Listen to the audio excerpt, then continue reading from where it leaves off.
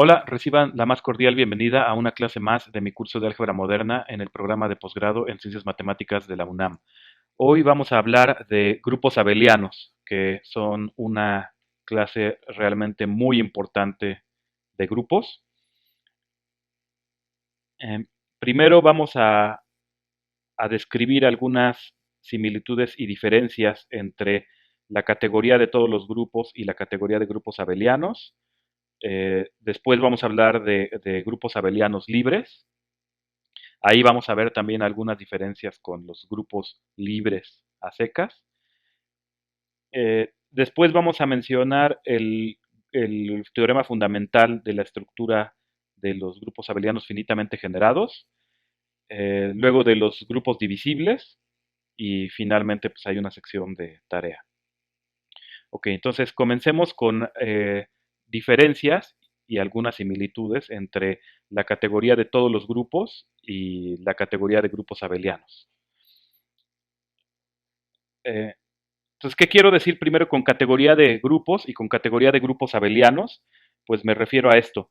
Eh, Cuando digo categoría de grupos, a lo que me refiero es a la clase, es simultáneamente a la clase de todos los grupos, todos, sean abelianos o no, y a la clase de todos los homomorfismos de grupos. Ajá. Entonces, es decir, me refiero a dos clases, la de todos los grupos y la de todos los homomorfismos entre ellos. Mientras que cuando hablo de cuando digo la categoría de grupos abelianos, a lo que me refiero es de nuevo a dos clases. Una es la clase de solamente los grupos abelianos, nada más los abelianos, y la otra clase es todos los homomorfismos entre grupos abelianos.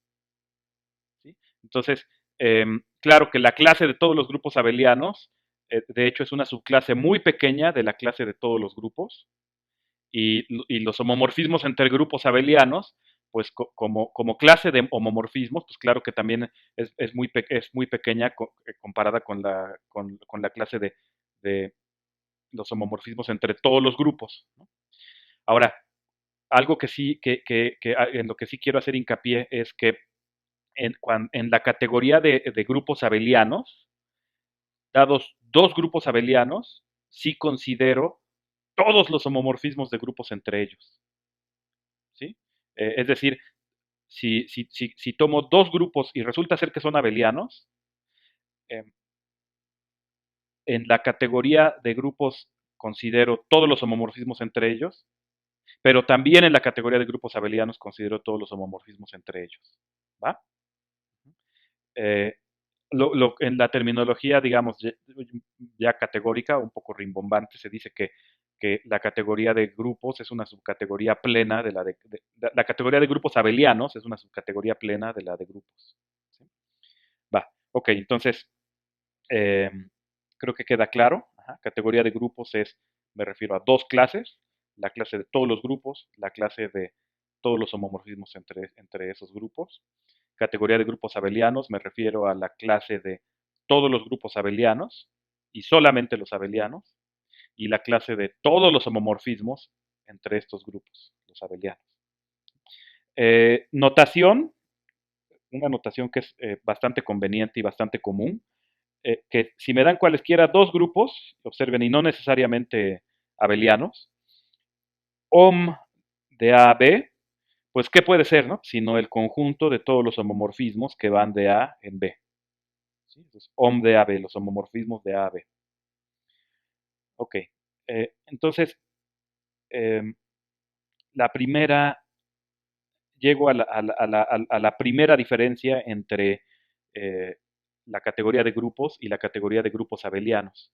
Y esta consiste en que si me dan dos grupos abelianos, entonces es posible dar estructura de grupo a B de la manera natural, ¿no? O sea, si me dan dos homomorfismos que salen de A en B, pues ¿cómo podré definir, digamos, su producto o su suma?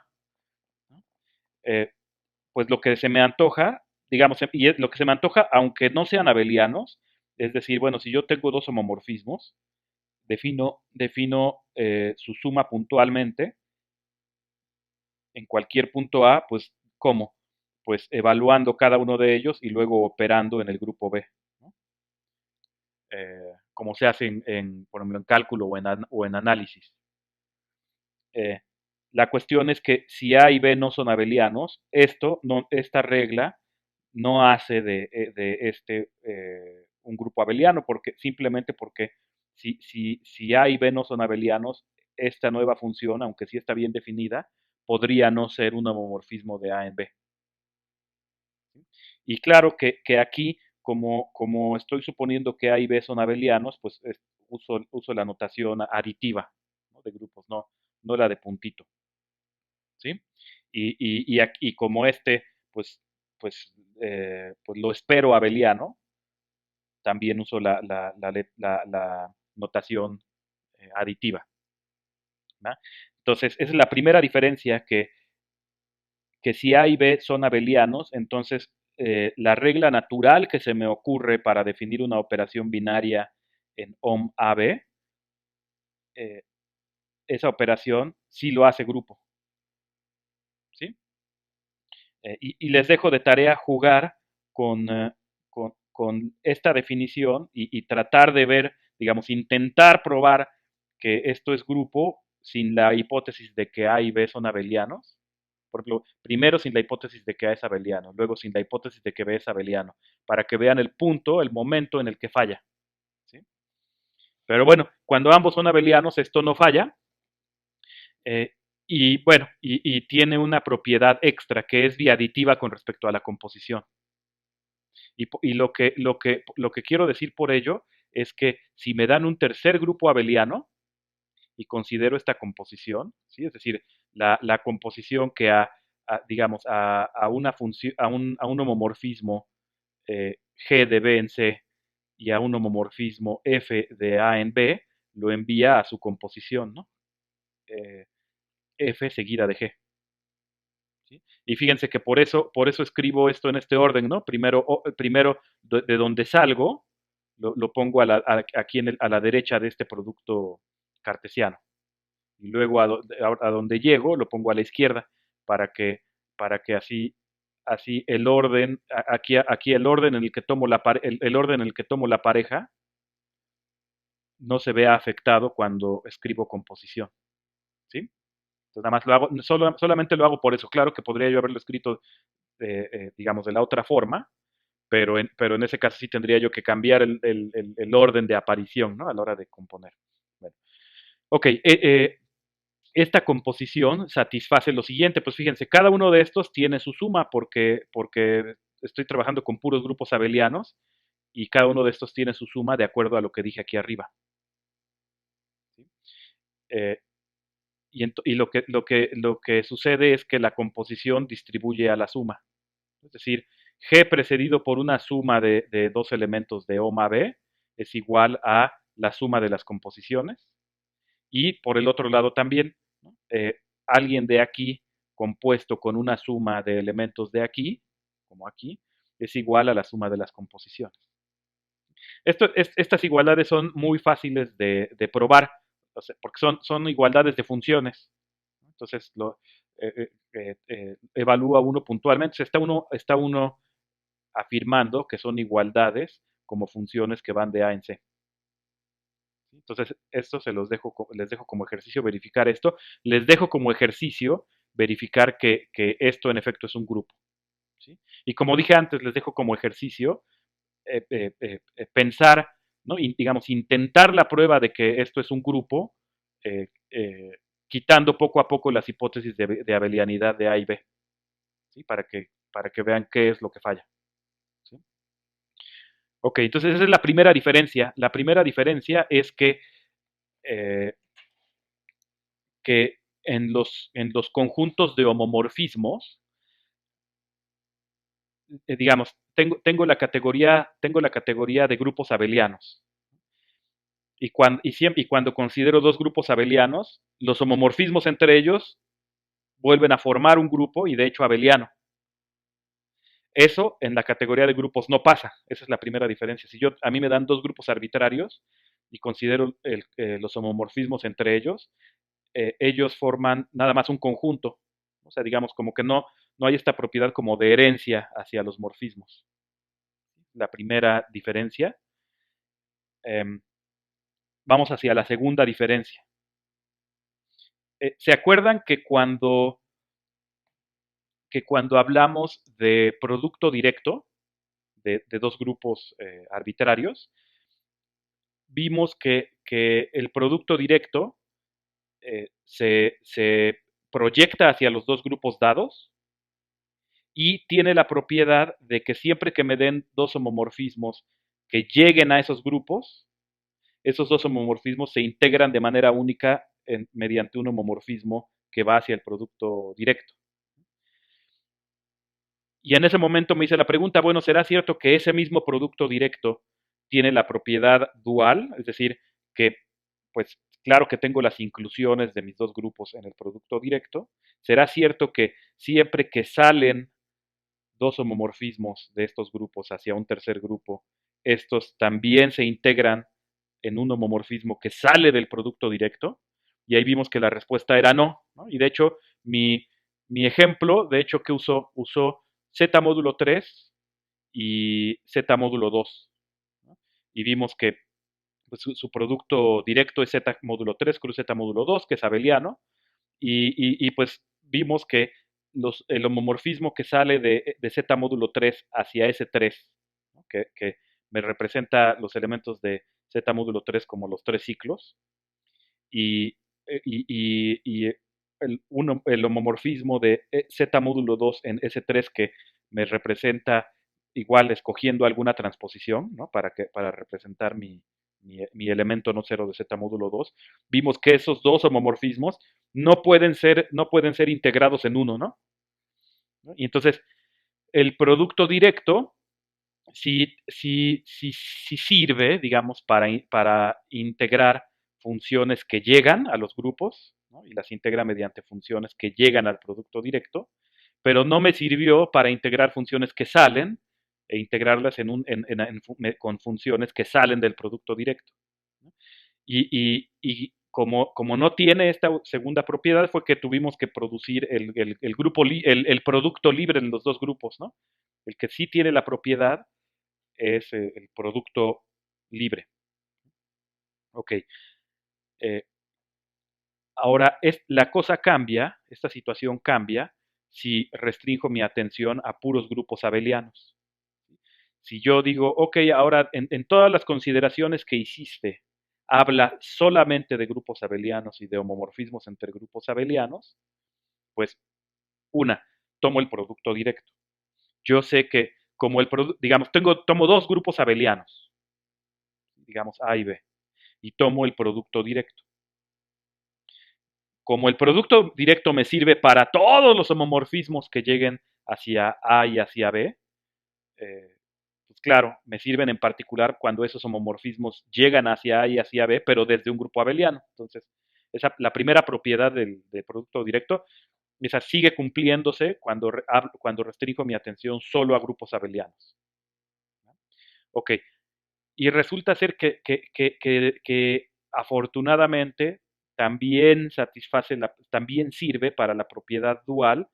Sí restringo mi atención a grupos abelianos. Es decir, si ahora tengo mis dos grupos abelianos A y B, me dan un tercer grupo abeliano C y me dan homomorfismos que van de A y B hacia C, ahora sí puedo integrarlos en un homomorfismo que sale del producto directo.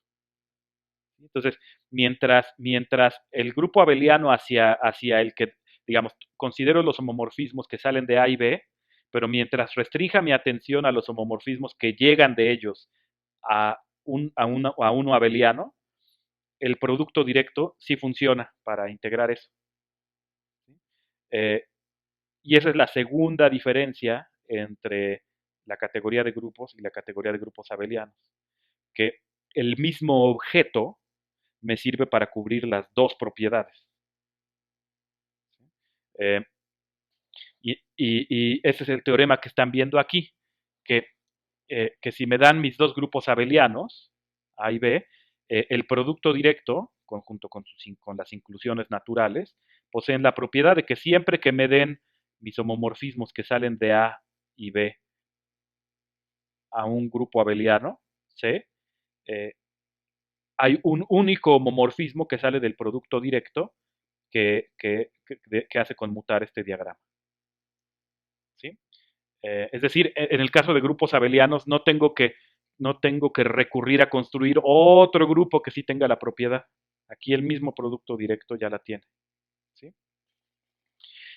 Eh, y por ello, bueno, este teorema, además la prueba es muy sencilla y realmente se las dejo de tarea, ¿no? Porque, bueno, si quieren la esbozo.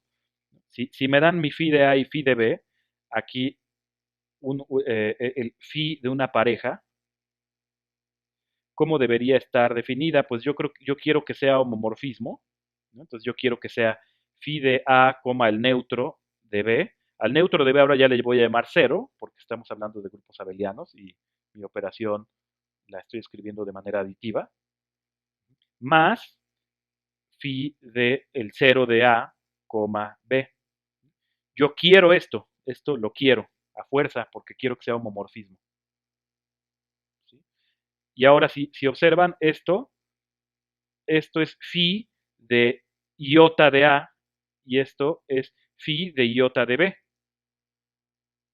¿Sí lo ven? ¿Sí? Ok. eh, y eso significa que entonces esto, esto debe estar definido como, digamos, lo defino, lo estoy buscando, ¿no? Como phi A de A más phi B de B. Así tiene que estar definido.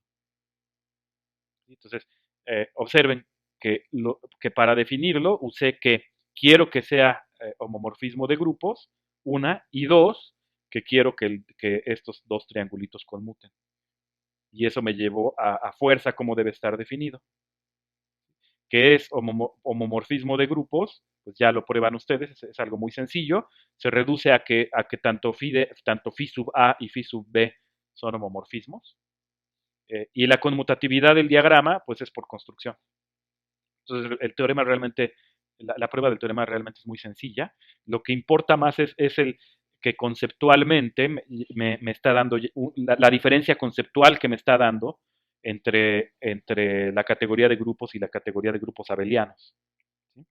Ahora, como el mismo objeto me funciona para las dos construcciones, ¿no? Para integrar los homomorfismos que llegan de un grupo abeliano a A y B y los homomorfismos que salen a un grupo abeliano de A y B, desde A y B, le llamo suma directa, ¿sí? Le llamo suma directa y la denoto A más B, así. ¿No? Entonces, solo en el caso de grupos abelianos, ¿sí? En el caso de grupos arbitrarios no lo hago. Okay. Y ahora un par de ejercicios, eh, que son, sí, un par de ejercicios como para aclimatarse o para ir acostumbrándose. ¿No? Si tengo mis dos grupos abelianos, entonces tengo estas igualdades. ¿No? O sea, la identidad de A es lo mismo que ir hacia la suma directa y luego proyectar, digamos, obvio, ¿no? Y lo mismo para B. Y algo muy interesante, que es que la identidad de A más B se factoriza, ¿no? Digamos, se puede escribir como una suma de morfismos que como que pasan por distintos, ¿no? O sea, fíjense, la identidad es la suma y este de aquí primero proyecto hacia A y regreso, y este de otro proyecto hacia B y regreso, o sea, como que triangulan por grupos distintos, pero al final puedo sumarlos y me da la identidad. Es algo que me parece a mí muy, muy bonito. Y el segundo ejercicio lo que me dice es que estas dos propiedades esencialmente caracterizan a la suma directa. ¿Sí? Es decir, si me dan grupos A, B y C y resulta ser que tengo homomorfismos de A a C y de B a C y otros de C a A y de C a B que satisfacen las igualdades correspondientes, eh, entonces C es esencialmente la suma directa, ¿no? Es decir, hay un isomorfismo con la suma directa que además, digamos, hace que estos diagramas conmuten y que estos diagramas conmuten lo que me dice es que por ejemplo, que esta JA y JB son estas inclusiones disfrazadas, ¿no? y que estas funciones PA y PB son esencialmente las proyecciones que van de la suma directa a A y a B, pero disfrazadas. ¿Sí? Ok, entonces ya vimos una segunda diferencia con la categoría de grupos. Similitudes. Similitudes. eh, una similitud concierne las nociones de monomorfismo, de epimorfismo y de isomorfismo. Entonces recuerden que en la categoría de grupos habíamos definido que un isomorfismo era un homomorfismo que tenía inverso bilateral y que el inverso bilateral fuera homomorfismo. Claro. Un monomorfismo habíamos dicho que era un homomorfismo que se cancelaba por la izquierda. Es decir, un monomorfismo era un homomorfismo phi con la propiedad de que siempre que tuviera yo esto, necesariamente podía yo cancelar phi. Y aquí estoy, por simpleza, estoy obviando el dominio y los dominios y codominios de los homomorfismos, ¿no? Nada más eso como un recordatorio, ¿no? Esto era un homomorfismo. Ahora, perdón, un monomorfismo, ¿no? Phi, un homomorfismo de grupos phi era monomorfismo si para todo homomorfismo de grupos F y todo homomorfismo de grupos G, que hicieran que las composiciones estas tengan sentido, claro, se satisface esta implicación, ¿no? Fíjense, ahora mi noción de monomorfismo ahora sería en la categoría de grupos abelianos. Es decir, ahora yo definiría un monomorfismo entre los grupos abelianos como un homomorfismo entre grupos abelianos con la propiedad de que siempre que F y G sean homomorfismos de grupos abelianos, claro, que hagan que estas composiciones tengan sentido. Si esas composiciones son iguales, entonces puedo cancelar phi.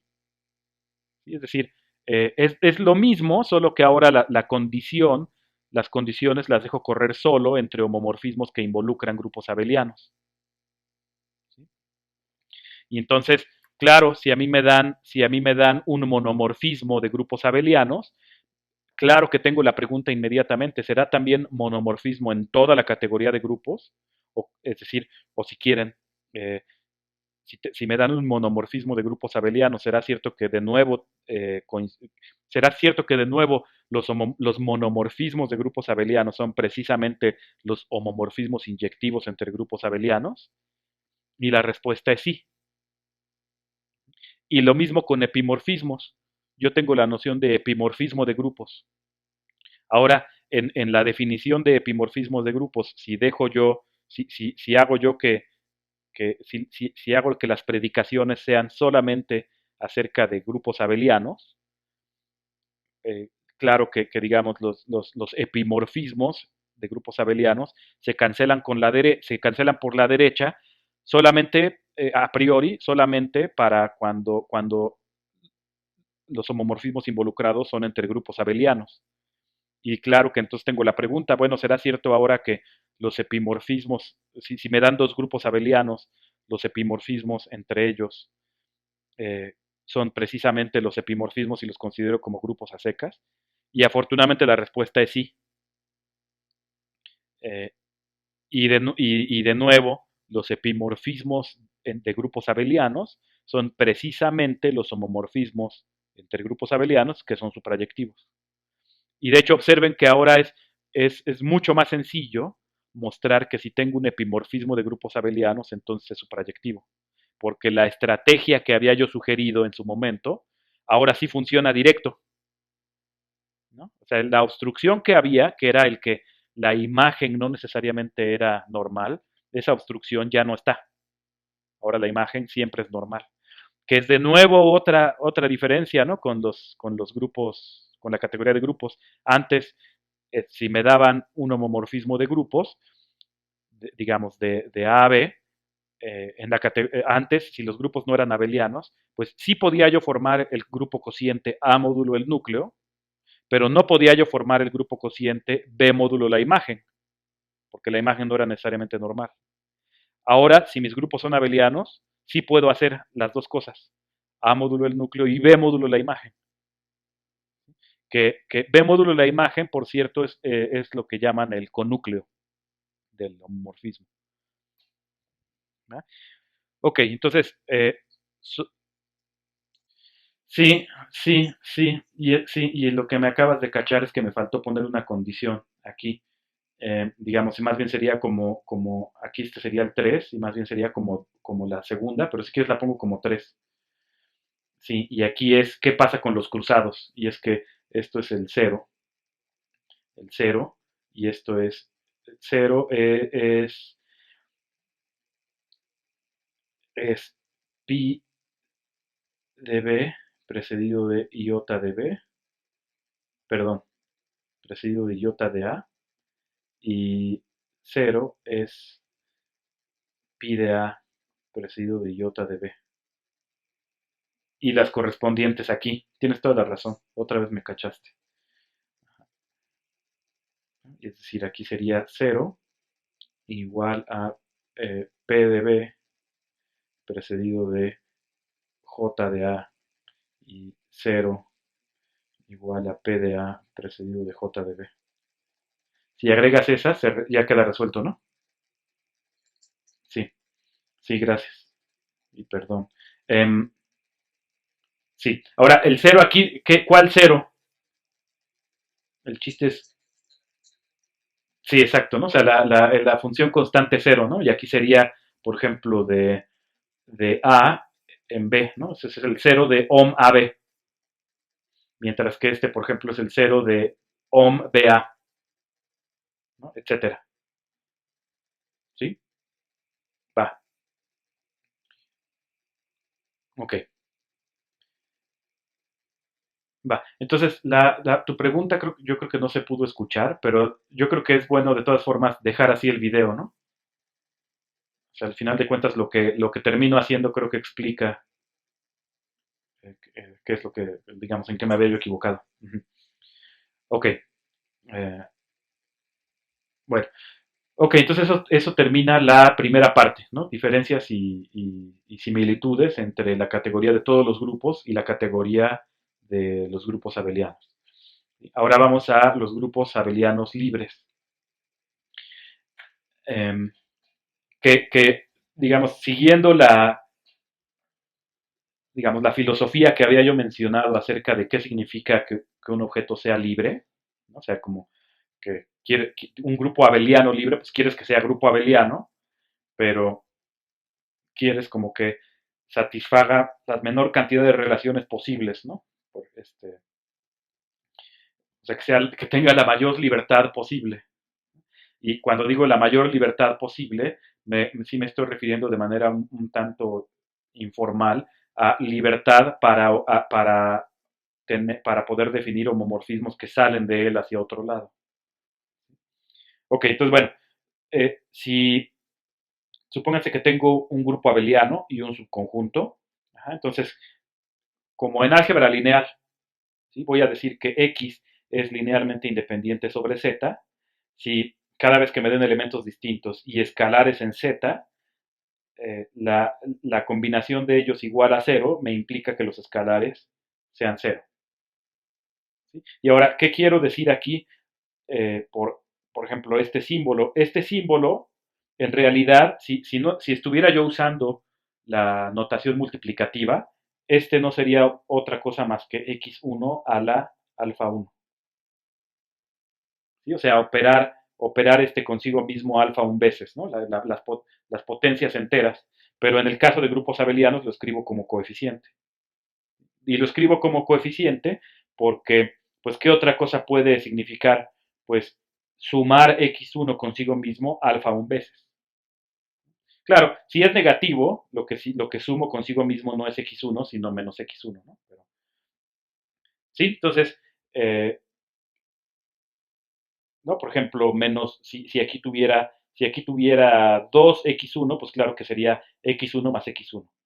Y si por otro lado tuviera menos 2x1, lo que estaría yo queriendo decir es menos x1 sumado consigo mismo dos veces.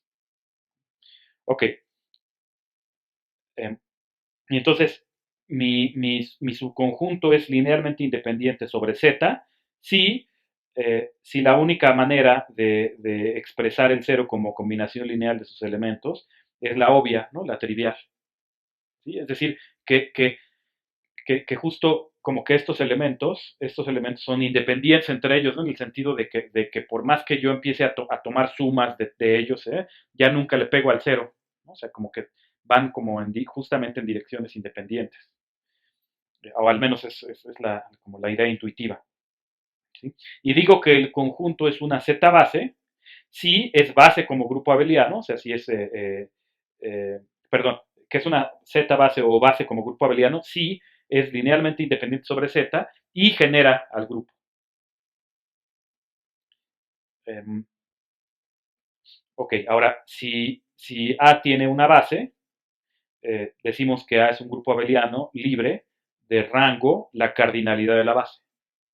¿Sí? Entonces, el rango es lo que correspondería en álgebra lineal a la dimensión de un espacio vectorial.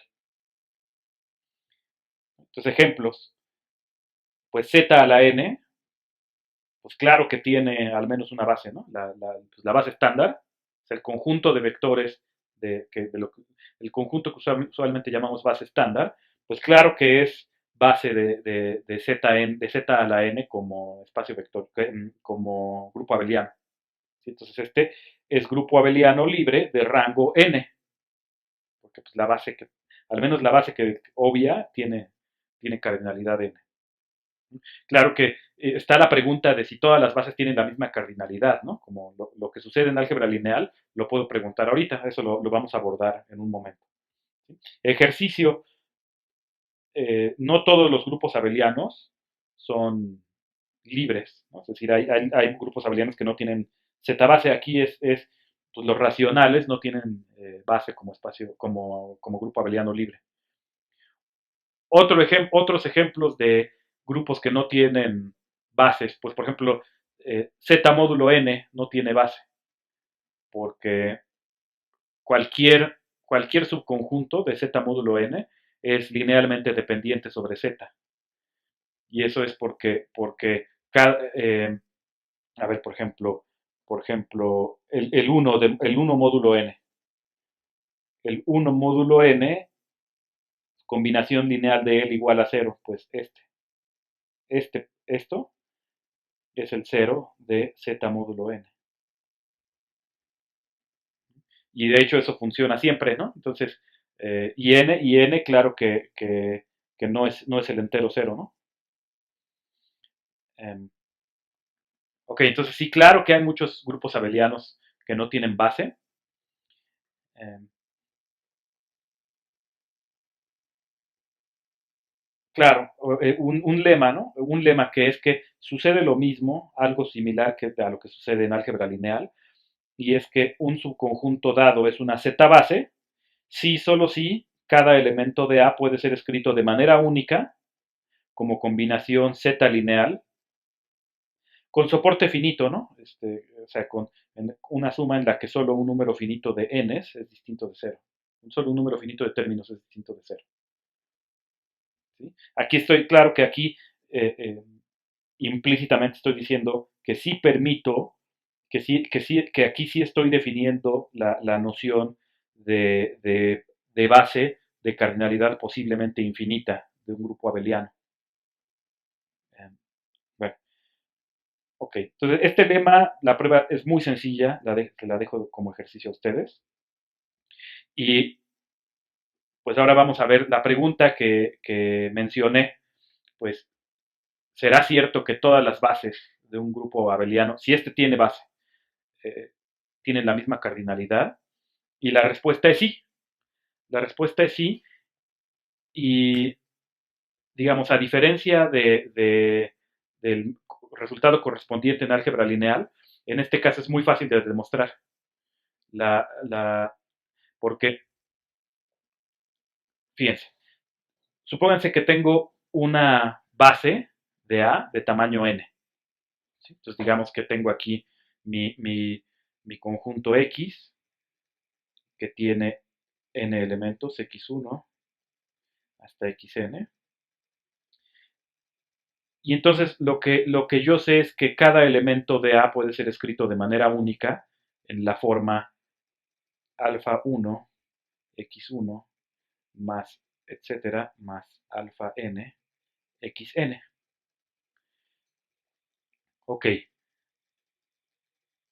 ahora consideren el subgrupo de A, eh, eh, 2A, que como en los enteros, ¿no? Que sea el conjunto de todas las cosas de la forma A más A con A en A.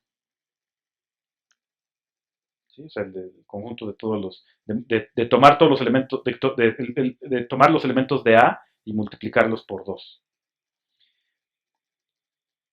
Fíjense, cuando yo tomo este cociente y yo me pregunto por sus elementos, pues fíjense, ¿cómo decir?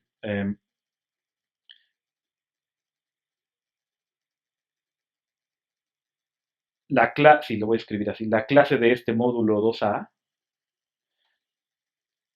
es igual a, pues, como en este cociente se mueren todos los pares, ¿no? Todos los de la forma 2 por alguien en A, lo que sobrevive son solamente, digamos, las paridades, los residuos de estos al dividir entre 2. Entonces esto me da, digamos, residuo al dividir entre 2. Residuo al dividir entre 2, yo creo que lo puedo escribir así. Alfa 1 sobre 2 piso. ¿No? Eh, no me sirve eso. No es el piso, no. Porque los alfas pueden ser negativos. Ok. O sea, lo que quiero decir es que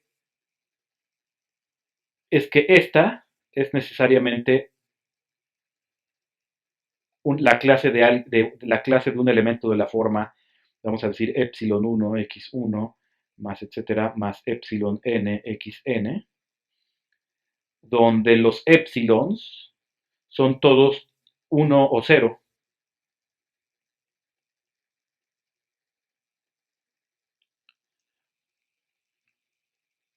¿No? Y eso es porque, digamos, en la parte par se muere, ¿no? En cada uno de ellos la parte par se muere. Y además, cuando yo considero todos los elementos de esta forma, es decir, todos los elementos de la forma clase de epsilon 1 x1 más bla bla bla más epsilon n xn módulo 2a con los epsilons en 0 y 1, todos estos, todos estos son clases distintas, ¿no? Es decir, los elementos correspondientes, epsilon 1 x1 más bla bla bla más epsilon n xn, son todos ellos no congruentes módulo 2a. Y eso es muy sencillo, ¿no? La diferencia, si me dan dos de ellos distintos, en algún lugar uno tiene un cero y el otro tiene un uno y entonces su diferencia no tiene, ahí es un par que no puede uno tronar, ¿no? Un impar que no puede uno tronar. ¿Ok? Pero eso significa, estas consideraciones significan que cuando yo cuento los elementos de este grupo, pues es justamente 2 a la n. ¿Ok? Entonces, si a mí me dan, si resulta ser que A admite una base de tamaño n, entonces este grupo tiene tamaño 2 a la n. Es decir, la n del tamaño de la base puedo rescatarla, puedo despejarla de este, pero fíjense, en este x no pintó. Entonces, si me dan cualquier otra base, necesariamente el tamaño tiene que volver a ser n. ¿Sí? Y entonces aquí para grupos abelianos pues es mucho más sencillo que para espacios vectoriales mostrar que si un grupo admite una base finita, entonces todas las bases tienen la misma cardinalidad. Ok. Ejercicio. Supongan que tengo un grupo abeliano libre de rango finito n. ¿Sí? Es decir, que tiene una base como aquí, de tamaño n. ¿Sí? De manera que cada elemento de A puede ser escrito de manera única como una combinación lineal, como esta de aquí adentro, con coeficientes enteros. El que pueda ser escrita de manera única como una combinación lineal de esa forma, pues justamente me está sugiriendo que A es isomorfo a Z a la n. Entonces el ejercicio es, muestren que es isomorfo a Z a la n, y luego muestren esto. Este ejercicio es muy interesante, que que es algo que pasa, que sucede algo similar a lo que sucede en álgebra lineal. Si a mí me dan un subconjunto de cardinalidad n, ¿no? La misma que la cardinalidad de cualquier base, y de y, pues quizá no sé que sea base, solo sé que genera A como grupo, entonces puedo deducir que es base, ¿sí? Como sucede en álgebra lineal. Lo que ya no es cierto es que si me dan un subconjunto de A de cardinalidad n y es linealmente independiente, entonces es base. Eso ya no es cierto. Porque, por ejemplo, piensen en z a la 1, ¿no? Es decir, en los enteros. En los enteros, pues claro que tiene base, ¿no? Por ejemplo, el 1 es base de z, ¿no? Aquí, si quieren lo pongo aquí. Bueno, más correctamente, el conjunto cuyo único elemento es el entero 1 es base de z. Es z base de z.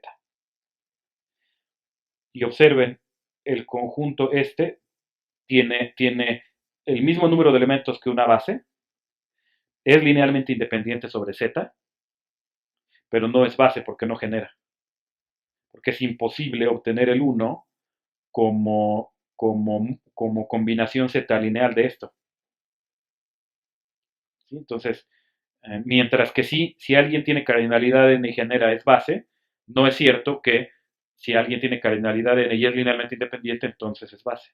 ¿Sí? Esa parte sí falla, digamos, ya no funciona como en espacios vectoriales. Ok.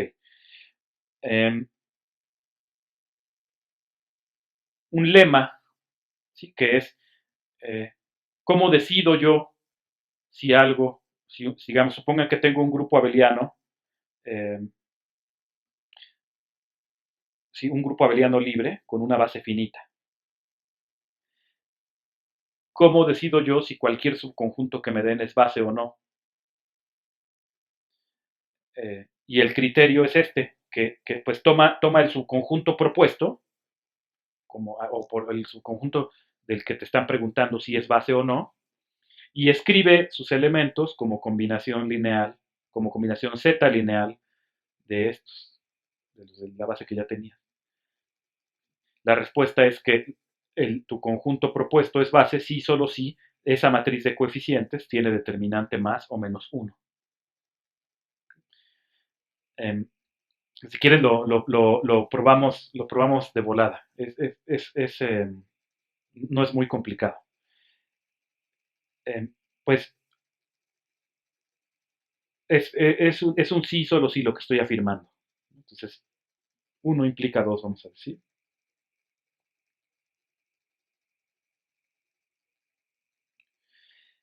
Pues supongan que es una base y tomen la matriz de coeficientes.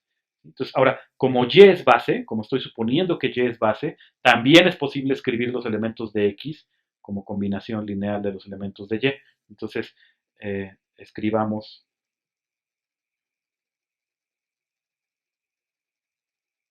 vamos a decir, xj como suma sobre i de, digamos, i igual a 1 hasta n, de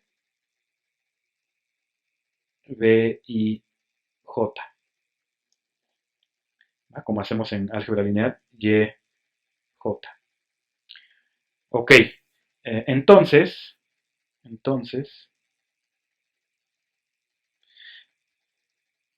digamos, la matriz BC tiene que ser la identidad de n por n. ¿Por qué?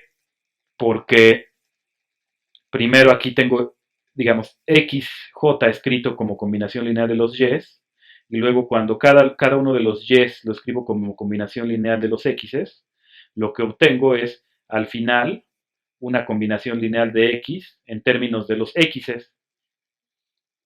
Yo ya conozco una, ¿no? Que es la 1XJ y 0 en los demás, ¿no? Y son linealmente independientes, entonces esa tiene que ser.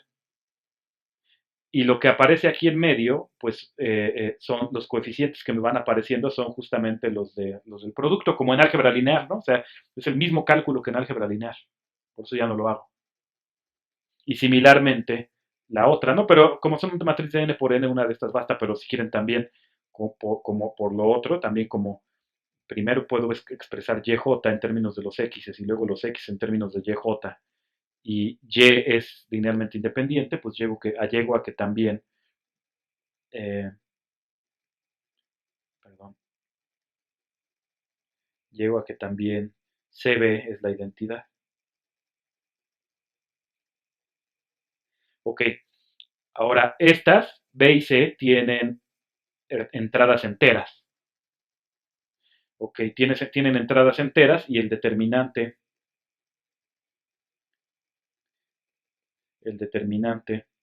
de B por el determinante de C es 1, porque es el determinante de la identidad, y son enteros.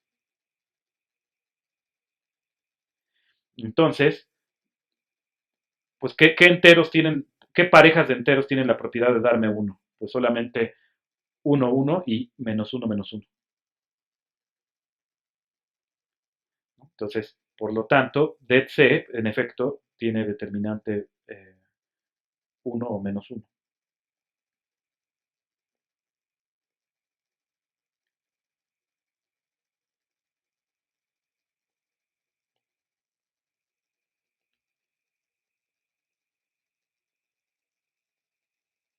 Ok, ahora, 2 implica 1.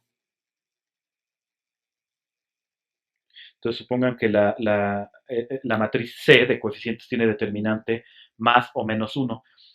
Y ahí el chiste es que, en general, la, la matriz inversa, digamos, ya sé que C es invertible porque tiene determinante no cero. Y yo ya sé que cómo calcular matrices inversas. Tomo la matriz transpuesta de cofactores y la divido entre el determinante de la original. Y ahora, la transpuesta de cofactores, sus entradas están formadas por sumas de productos de entradas de C. Entonces, la matriz transpuesta de cofactores tiene entradas enteras. Y cuando divido entre el determinante, obtengo de nuevo cosas enteras porque es más o menos 1. Entonces, la matriz inversa de C tiene entradas enteras. Y ese es el punto. Entonces, C como, como el determinante de C es más o menos 1 y las entradas de C son enteras, ¿no? Se viven las matrices de n por n con entradas enteras, C inversa eh, eh, tiene entradas enteras. Ok, pero como en álgebra lineal, pues justamente la matriz inversa es la matriz de los coeficientes que me expresan los x's en términos de los y's. O sea, simplemente hagan el cálculo, usen esta matriz inversa para, para ver que es posible expresar los x's como combinaciones z lineales de los y's. Eso se los dejo como ejercicio. Pero eso significa que y genera al grupo abeliano. ¿Por qué? Porque este grupo generador ya pudo ser escrito como generado por y. Entonces todo lo que genere, digamos, todo lo que genere x está en particular generado por y. Pero x genera todo a porque es base. Entonces y genera todo a. Y estamos en la situación de este ejercicio. Un subconjunto con la cardinalidad correcta que genera a. Entonces base. Ok, va. Y entonces así si me dan cualquier otro, tengo un criterio, pues yo diría bastante sencillo para decidir si es base o no. Y entonces, por ejemplo, em, tomen, pues no sé, los vectores, vamos a decir 4 3 y luego, eh, vamos a decir 4 por 2 8 4 por 2 8 eh, 3 por 3. Tomen estos dos vectores en z cuadrada. Entonces, 4 por 2 8 menos 9 es menos 1. Entonces, estos dos forman una base de z cuadrada. Entonces, ejercicio, expresar el 1, 0 y el 0, 1 como combinaciones lineales de estos con coeficientes enteros, ¿no? Con o sea, combinaciones z lineales. Ok. em, Aquí, paréntesis, la prueba de esta sí requiere un poquito de ingenio. El hint es usen uno, ¿no? Y vean, Zn es Zn. Entonces ya no voy a decir más, ese es el hint. Um, ok. Y obviamente viene la pregunta obligada. Eh, ¿Será cierto que todo conjunto es base de algún grupo abeliano libre? ¿Será cierto que para cualquier conjunto existe, eh, existe el grupo abeliano libre en X? Y la respuesta es sí. ¿Sí? Entonces, el grupo abeliano libre en X, pues por definición lo definimos así, ¿no? Es decir, las funciones, el conjunto cuyos elementos son las funciones que van de X en Z con soporte finito, es decir, que, que, que, que solo toman el valor distinto de cero en un subconjunto finito. Es decir, que casi en todo X toman el valor cero, salvo en un subconjunto finito. Aquí a X le permito ser infinito. ¿Sí? Claro, si X es finito, este es el conjunto de todas las funciones de X en Z. Um, y entonces, y si, por ejemplo, si X es finito, este entonces es simplemente X a la Z, así lo denotaría, ¿no? Todas las funciones de Z en X. Si X es infinito, este conjunto muchas veces es denotado eh, X a la, eh, perdón, Z a la paréntesis X. Esa es una notación bastante común. Ok, ¿con qué operación? Pues, ¿cuál será? Pues puntual, ¿no? Y claro que si defino la operación de manera puntual, el resultado, F más G, claro que vuelve a caer en este grupo, en este conjunto, porque su soporte es la unión, es a lo más la unión de los soportes de F y G, que ambos son finitos. Entonces esta nueva función, claro que vale cero en casi todo X, salvo en un conjunto finito. Ok, eh, ¿por qué lo sugiero? Por lo siguiente, fíjense, X claro que tiene una inclusión natural en este conjunto. Para cada elemento de X, eh, claro que puedo considerar la función definida en todo X, que vale 1 en el elemento y 0 en todos los demás. O sea, la función característica del elemento. O sea, aquí esta función, para mi elemento, para mi elemento X minúscula, esta función vale 1 en este elemento y 0 en todos los demás. Obviamente tiene soporte finito y observen que es una forma de encajar X en este grupo, en este conjunto. ¿Sí? A estas alturas ya estoy dando por hecho que ya verificaron que esto es un grupo, eso es muy sencillo. ¿Sí? Digamos, es un ejercicio ver que esto en efecto es un grupo y que es abeliano. ¿Sí? Em, lo que se suele hacer es que se abusa un poquito de la notación y se identifica cada elemento con la función correspondiente. ¿Sí? Después de todo, este cuate tiene elementos, ¿no? Y aquí, claro que Jx es una base, ¿no? El conjunto de todas estas funciones, ¿no? Las funciones que tienen la propiedad de valer uno en un elemento y cero en todos los demás.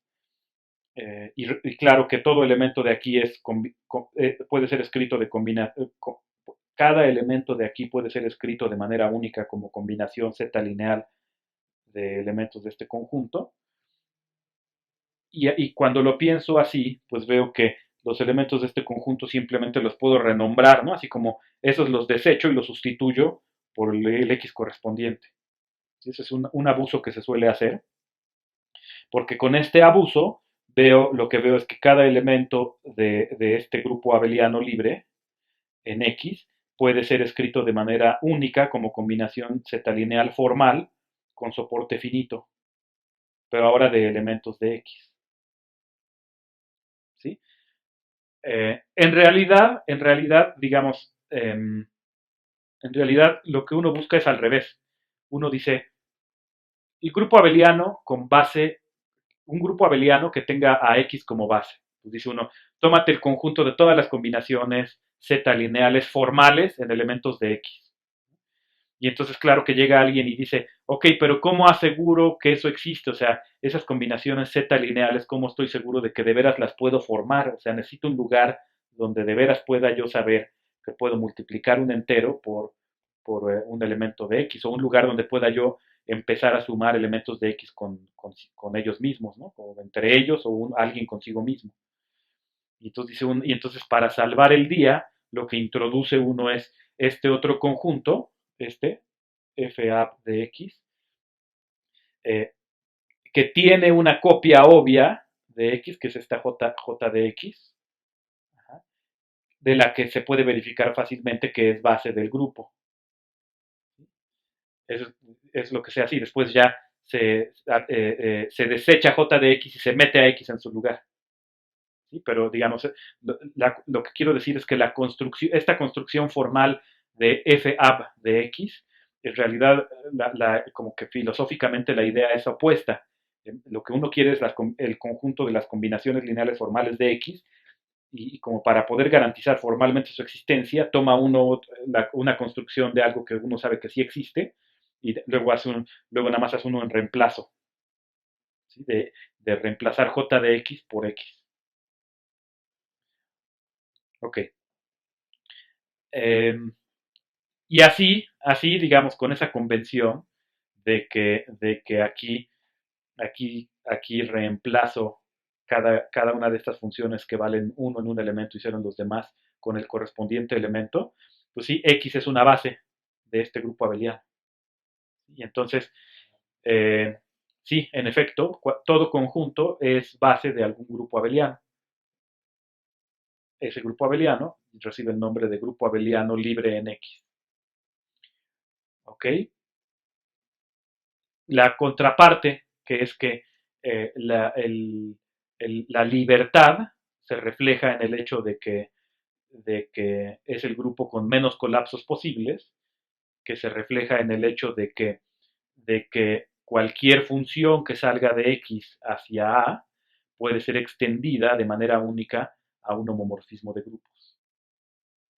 Claro, aquí A, grupo abeliano. Eh, la prueba la dejo como ejercicio, pero al menos la definición de phi en realidad es muy sencilla, porque si yo ya tengo mi función y yo quiero que phi sea homomorfismo y extienda f, entonces phi de una combinación z lineal así,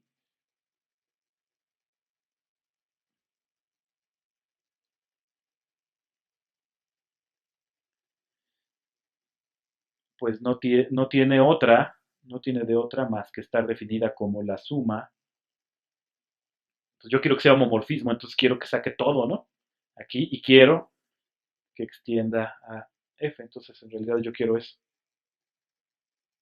Y entonces eh, lo que me queda es verificar que esto en efecto es un homomorfismo de grupos, ¿no?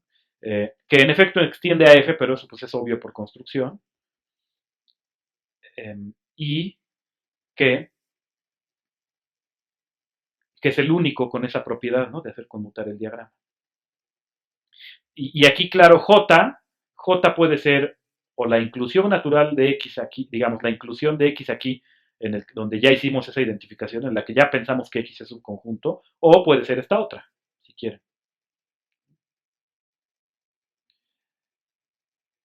Ok.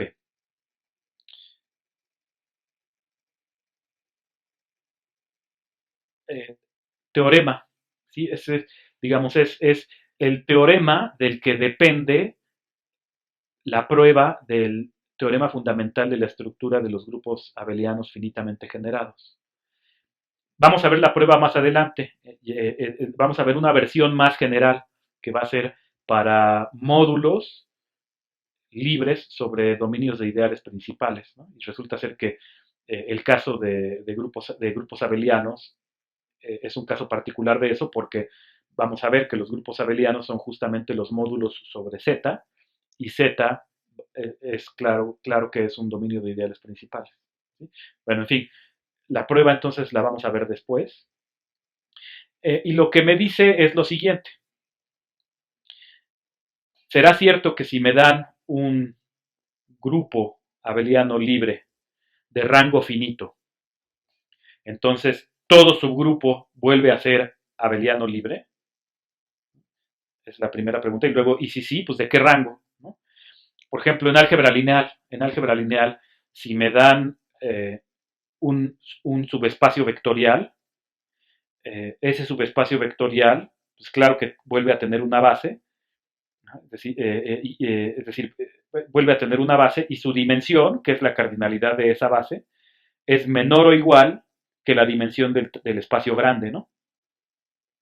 Y entonces la pregunta es si lo mismo pasa para grupos abelianos libres, ¿no? Si me dan un grupo abeliano libre de rango finito, acuérdense que el rango es como si fuera la dimensión en álgebra lineal. Entonces, digamos, de esta dimensión, y me dan un subgrupo, pues primero, quiero ver si de veras este también tiene base, ¿no? Pues sí, sí la va a tener. Y además quisiera yo que su dimensión no superara la dimensión del otro. Y eso en efecto pasa. Es decir, las cosas que uno esperaría que pasaran, dada nuestra intuición proveniente de álgebra lineal, afortunadamente pasan, ¿sí? Ok, y además, no solo eso, sino que es posible encontrar, o al menos saber que existen bases de A y, y del subgrupo. Aquí debió de haber sido B, perdón. Aquí debió de haber sido B.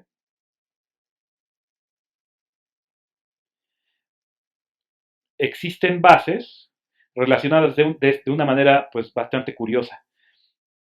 Eh, Sabiendo ya que el rango del chico no excede el rango del grande, ajá, pues hay una base de esta, de manera que una base de B puede ser obtenida tomando los primeros S de esta base, ajá, y tomando ciertos múltiplos enteros de esos primeros S. ¿Sí? Es decir, que como que de alguna forma es como que hay una base de B, ajá, que casi se extiende a una base de A, pero pues, no por completo, sino que hay que quizá tronarle algunos enteros. ¿Sí? O sea, esto es lo rescatable del hecho de que en álgebra lineal uno sabe que si además que si a uno le dan un subespacio, entonces cualquier base del subespacio puede ser extendida a una base del total. Aquí lo que dice es, pues por ahí hay alguna base que casi puede ser extendida, salvo el hecho de que para extenderla tienes que dividir entre ciertos enteros, si quieren, ¿sí? Ok, prueba de esto más adelante. Eh, Vamos a ver más bien ahora unas aplicaciones de este teorema. ¿Sí? La primera aplicación es una que yo creo que es muy bonita. que es, supongan que tengo mi grupo abeliano libre de rango finito y mi subgrupo de A, que por este teorema ya sé que tiene rango menor o igual que el rango de A y que hay bases que satisfacen esto. Ok, pues lo primero es, la primera pregunta es, ok, ¿qué sucede con el cociente? ¿Cuándo es finito? Y resulta ser que es finito si y solo si el rango de B es igual al rango de A, ¿no? Es decir, si el tamaño de cualquier base de B es igual al tamaño de cualquier base de A. Ok, y si es así, si los rangos son iguales, pues dice uno, ok, ¿cómo calculo el tamaño? ¿No? ¿Cómo calculo el tamaño de una manera, pues, si se puede, eficiente? Bueno, pues resulta ser que siempre que me des dos bases, ¿no? Una de A y una de B, ¿no? Digamos X base de A y Y base de B, entonces el tamaño del cociente es el valor absoluto del determinante de la matriz de coeficientes que expresa esta base de B en términos de esta base de A. Sí, claro, o sea, Y es base de B, B es subgrupo de A, entonces, y X es base de A, entonces cualquier cosa, en particular los elementos de Y, pueden ser escritos como combinaciones Z-lineales de elementos de X. Entonces, claro que puedo formar esta matriz, la matriz de coeficientes. Pues su determinante, el valor absoluto de su determinante, me da la cardinalidad del grupo cociente. Y de nuevo, aquí debí de haber escrito A sobre B.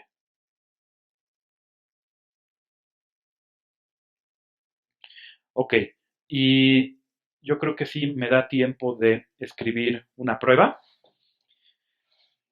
O sea, lo que yo sé, empiezo con esto. Yo sé que existen, que hay bases de A y de B con estas propiedades. Entonces, esas bases pues no necesariamente son estas, ¿no? Porque estas las tomé arbitrarias, ¿no? Pero bueno, entonces supongamos que tenemos estas bases, vamos a decir, beta, beta igual a, no vamos a decir, no sé qué letras usar. Eh, si beta igual a, vamos a decir, B1, etcétera, como si fueran vectores. Eh, y gamma igual a,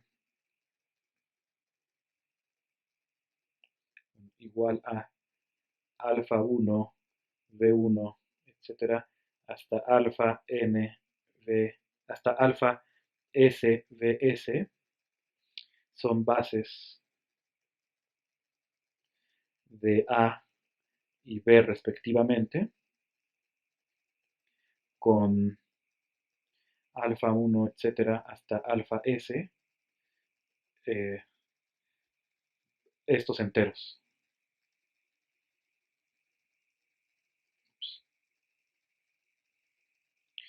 Ok, y entonces, fíjense, entonces, A módulo B es isomorfo a Z módulo alfa 1 de Z, suma directa Z módulo alfa 2 de Z, etcétera, más Z módulo alfa S de Z, más Z a la N menos S. Y aquí lo que estoy usando es que es lo siguiente. Si a mí me dan, supónganse que tengo grupos G y H. Si a mí me dan grupos abelianos G y H.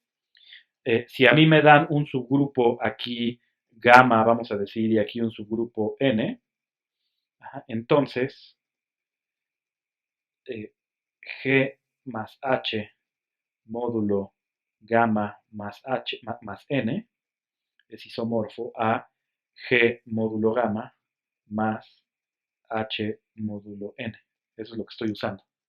Es decir, que si a mí lo que me dan es digamos, los grupos que van apareciendo como, como los sumandos de la suma directa, y se me van dando subgrupos correspondientes, y entonces hacer cociente de toda la suma por toda la suma es lo mismo que ir haciendo cociente en cada uno de los grupos y sumar.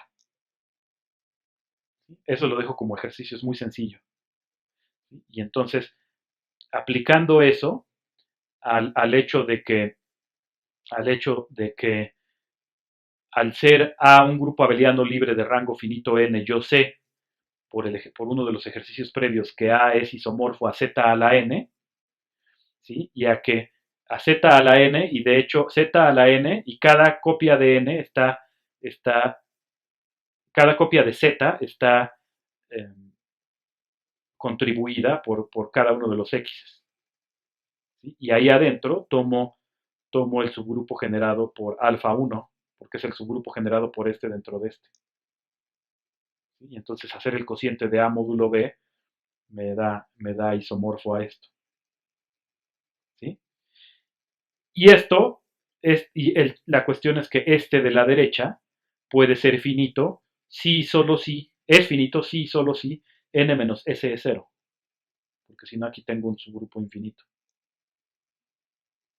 Y eso prueba que, que este es finito si solo si el rango de B, que es S, también es N. Entonces, por lo tanto, A módulo B es finito si solo si S es igual a N. Ok. Ahora, supongan que, en efecto, ¿no? Que S es igual a N. ¿Sí? Y entonces, pues sigo teniendo estas bases, ¿no? Estas bases, nada más que ahora S es igual a N. Ok. ¿Y qué voy a hacer? Pues expreso eh, la base Y en términos de la base gamma, los elementos de gamma en términos de la base beta, y la base beta en términos de la base X. ¿Sí? Entonces, eh, supongamos que ABC, digamos, D es la matriz de coeficientes que me escribe, que me escribe la base Y en términos de la base gamma.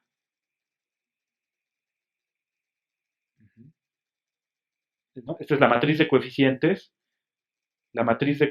que me escribe la base Y en términos de la base gamma de B. ¿Sí? Entonces, como digamos la matriz de cambio de base en B, ¿no? Para B. Ok, luego ahora E, que sea la matriz que me escribe la base beta en términos de la base X. ¿Sí? Y finalmente, pues observen que la matriz F, le voy a llamar, la matriz F, que me escribe, esa ya no es una matriz de cambio de base, pero sí es una matriz que me escribe gamma en términos de la base beta. No es una matriz de cambio de base porque involucra bases de grupos distintos, o si quieren aquí en lugar de la identidad, en realidad es la inclusión, ¿no? La inclusión de B en A. Ok, pues entonces,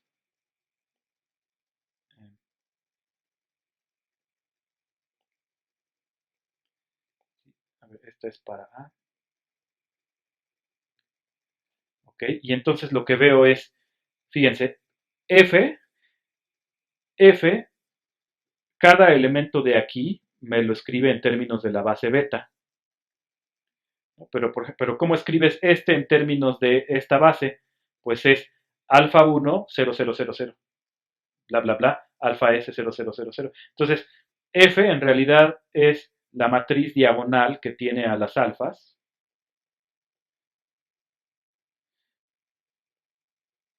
en su diagonal. ¿Sí? Y, y ahora observo. el determinante, fíjense, C, la matriz esta de coeficientes que había yo tomado aquí, que me expresa los elementos de Y en términos de los elementos de X, pues este producto es E, F, D, ¿no? Porque es Y en términos de gamma, gamma en términos de beta, beta en términos de X. ¿Sí? Y que se da esta igualdad, o sea que esto me da justamente estos coeficientes, es el mismo cálculo que se hace en álgebra lineal. Ok. ¿Sí? Y por lo tanto, el determinante de C es el determinante de E, pero ¿dónde está? E, fíjense, tanto beta como X son bases de A, entonces tiene determinante más o menos 1. Luego es determinante de F, el determinante de F es el producto de los alfas. Alfa n. Y luego el determinante de D, pero D, tanto Y como gamma son bases de B, entonces también tiene determinante más menos 1. Ok, y observen, este, este producto es el tamaño es el tamaño de este. O sea, Z módulo alfa 1 tiene alfa 1 elementos. Z módulo alfa 2 tiene alfa 2 elementos, etcétera. Y esta suma directa, pues es un producto cartesiano. Entonces tiene este tamaño. Aquí acuérdense, n menos s es 0. ¿Y eso qué significa? Que cuando tomo valor absoluto, esto truena, y entonces con lo que me quedo es con el tamaño del cociente. Y eso termina la prueba. Ok, entonces yo diría que es un teorema muy, muy, muy bonito.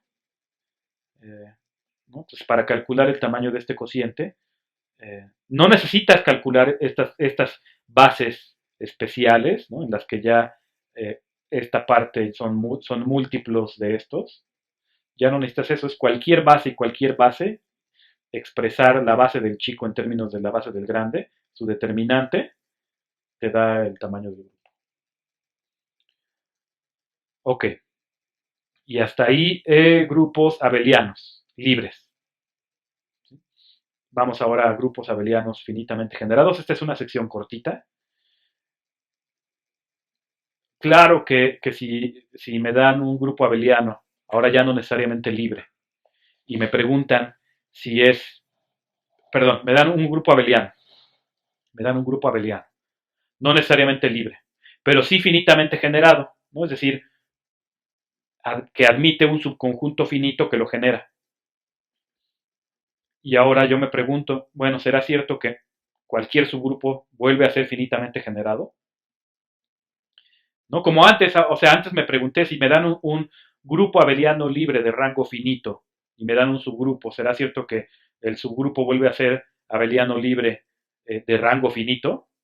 ¿No? Y de hecho de rango menor o igual, y la respuesta fue sí. Pues es una pregunta similar, pero ahora como ya no sé que sean libres, abelianos libres, pues ya nada más me pregunto si subgrupo de abeliano subgrupo de grupo abeliano finitamente generado es finitamente generado, y la respuesta es sí.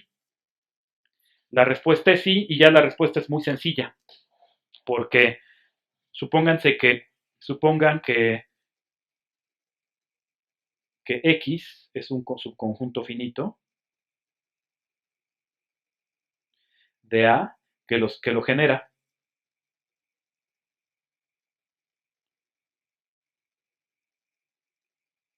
¿Sí?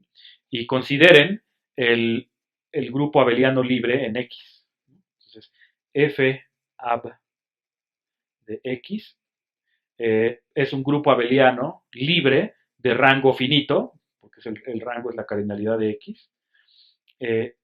Y claro que hay un homomorfismo de grupos, phi, de F ab X en A, definido por, pues, phi, en realidad es el de la propiedad universal, ¿no? Porque el X está incluido en A.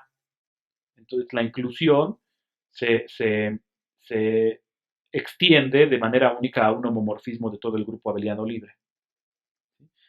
Digamos, phi de una combinación lineal sería entonces, fíjense, esta es una combinación lineal formal de elementos de X, es formal. Pues, ¿qué es lo que hace? Pues esto es X en X, alfa X, y si quieren J de X, o sea, J de X, porque claro que si en lugar de J de X escribo X, como había yo dicho antes, parecería que es la misma combinación lineal, y no la es. Son combinaciones lineales en grupos distintos, y la cuestión es que esta es una combinación lineal formal en la que todos los elementos de X son completamente independientes, y esta es una combinación lineal de facto, en la que puede haber ahí como revolturas o colapsos entre elementos de X, porque de X, solo de X con respecto a A, solo sé que genera, no sé que sea base.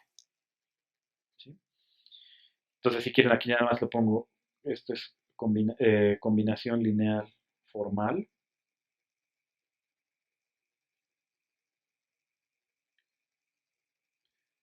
Formal.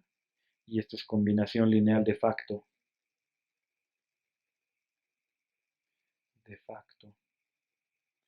En A. Ok. Mi punto es, bueno, ok, lo siguiente. Como X genera A, todo elemento de A es de esta forma. Es decir, todo elemento de A es de esta forma. Es decir, phi es su proyectivo.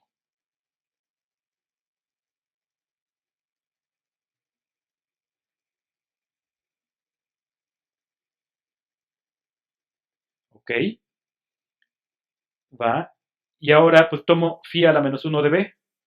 Phi a la menos 1 de B es un subgrupo, de este grupo abeliano libre. Entonces es grupo abeliano libre de rango menor o igual que n. Entonces es grupo abeliano libre,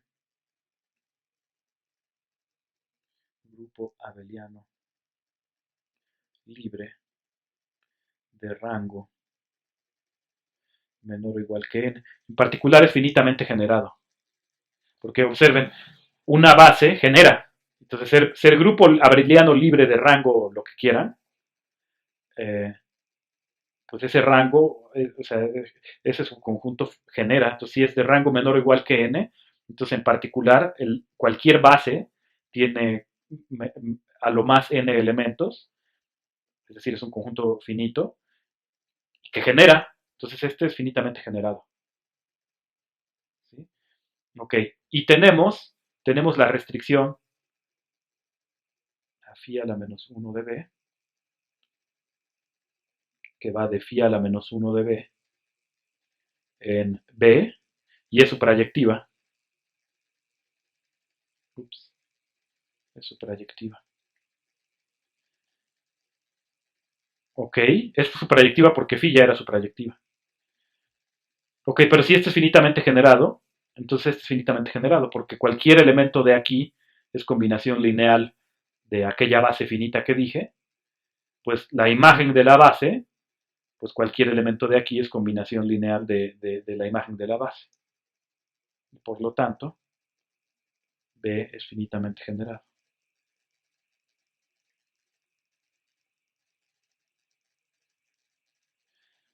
Ok,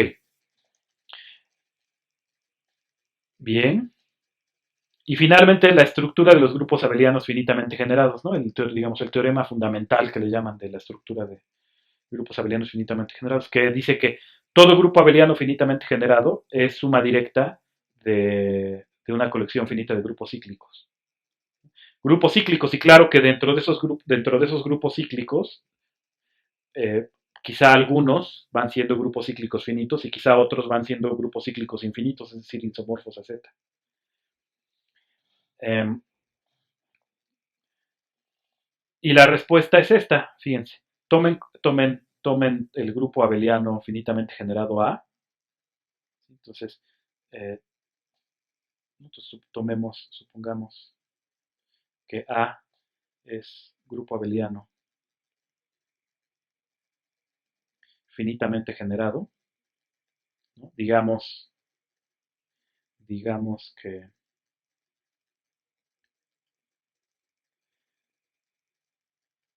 em, que este conjunto finito lo genera.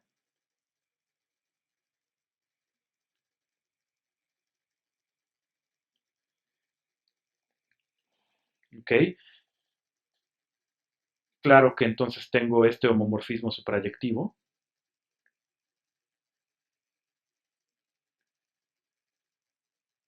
Entonces vuelvo a considerar el mismo.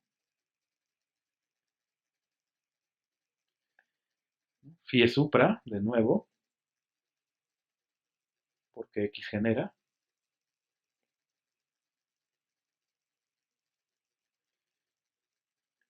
¿Ok?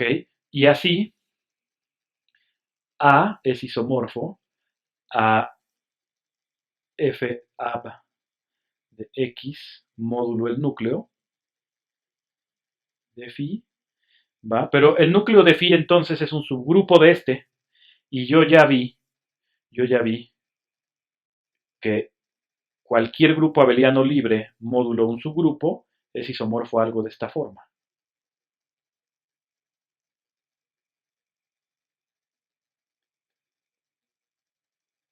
Y lo vi justamente usando el teorema que no probé, ¿no? El teorema sobre la posibilidad de encontrar bases de cierta forma y de que un subgrupo de un abeliano libre es abeliano libre. Ok, pero entonces esto es isomorfo a un, a un grupo de esta forma, y todos estos, este cíclico, etcétera, este cíclico, y aquí las n menos s copias de z que están aquí, cada una de ellas son cíclicas. Y eso termina la prueba. Ok, entonces el punto importante en esta sección es que todos los resultados son consecuencias más o menos sencillas de este teorema, ¿no? Este es el teorema a probar, que, si tengo que subgrupo de un grupo abeliano libre de rango n es abeliano libre de rango menor o igual, y es posible encontrar bases que tienen cierta forma muy ad hoc. Ok. Y finalmente, grupos abelianos divisibles. Y para finalizar, vamos a hablar de grupos abelianos divisibles. Eh, Antes de introducirlos, vamos a dar un par de definiciones que aparentemente no vienen al caso, pero veremos que sí. A saber, la definición de qué cosa es un grupo abeliano proyectivo y qué cosa es un grupo abeliano inyectivo.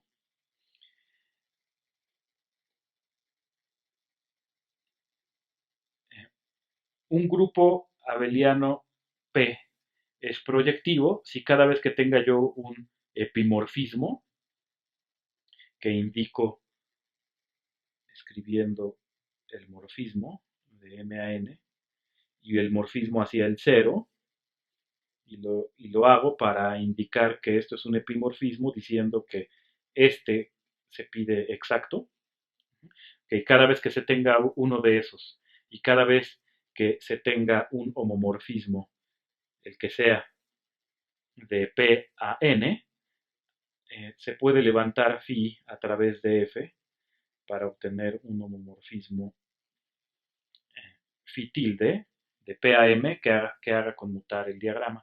Al menos uno, ¿no? No se pide que el levantamiento phi tilde sea único.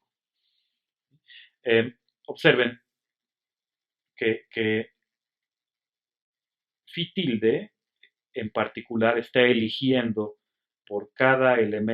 para cada elemento P de P, alguien en la preimagen de phi de P bajo F. Es decir, phi tilde de P justamente está en la preimagen de phi de P bajo F. Y entonces lo que F tilde hace lo que phi tilde hace es hacer una elección simultánea de elementos en las preimágenes bajo F de los elementos phi de P para toda P en P. Y se le pide que sea homomorfismo de grupos. ¿Sí? Claro que, fíjense, simplemente a nivel conjuntista, suponiendo que este es epimorfismo, ¿no? Es decir, que es suprayectivo, para cada elemento P de P, claro que el axioma de elección me permite elegir simultáneamente para todo P en P elementos en las preimágenes, ¿no? Es decir, que una función en esta dirección siempre existe, no importa quién sea P, ¿no? El problema es garantizar que exista y que sea homomorfismo de grupos, ese es el problema. El garantizar que una de esas elecciones sea homomorfismo de grupos eh, no siempre es posible. Bueno, pues P es proyectivo si cualquier homomorfismo es levantable a través de cualquier epimorfismo. ¿Sí? Y este es el diagrama que hay que tener en mente. De una vez, la noción de inyectividad es la noción dual, ¿no? En la que se voltean todas las flechas, o si quieren, eh, un grupo abeliano es inyectivo si dado cualquier monomorfismo de grupos abelianos, que lo voy a escribir ahora así, y con el cero aquí para indicar que es monomorfismo. Si cada vez que tenga yo uno de esos y cada vez que tenga un homomorfismo que ahora salga de n ahí, ese homomorfismo phi puede ser extendido a un homomorfismo que sale de M hacia I, ¿no? Eh, Observen que justamente este diagrama lo puse así, lo, lo, justamente para que vean que todas las flechas quedan invertidas. ¿Sí? Y lo que me dice esto es que siempre que tenga yo un grupo encajado en otro mediante un monomorfismo, es decir, mediante un homomorfismo inyectivo, cualquier homomorfismo que salga del chico puede extenderse al grande sin salirse de I. O sea, como que I es suficientemente grande para aguantar esa extensión, esta extensión. Ok, claro, esto último que dije es bastante informal. Y la cuestión es que todo grupo abeliano libre es proyectivo, eso lo dejo como ejercicio, es un ejercicio muy sencillo. O sea, aquí tendría yo el grupo abeliano libre, lo que esto me estaría siendo dado,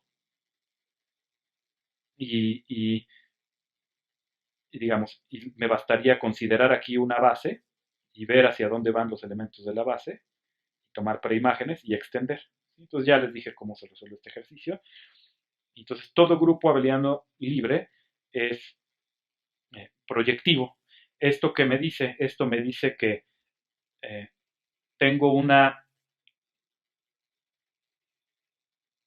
realización, ya logré dar con una clase bastante concreta de grupos eh, que tienen esta propiedad que parece abstracta y muy difícil de satisfacer. Y esto es lo que me dice este ejercicio.